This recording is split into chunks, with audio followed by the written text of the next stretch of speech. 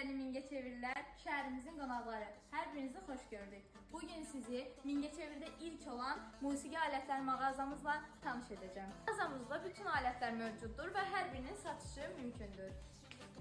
Hər qiymətə piyanolarımız, birbirindən rəngarəng gitarlarımız, səsi ilə sizi valeh edəcək skripkalarımız, ta qədimdən bugünümüzə qədər gəlib çatan milli musiqi alətlərimiz, yəni belə infasını edə bilmirəm, amma müxtəlif cür nağaralarımız, balacasından böyüyə müxtəlif cür kalonkalarımız, hətta mağazamızda səs aparaturalarımız da mövcuddur.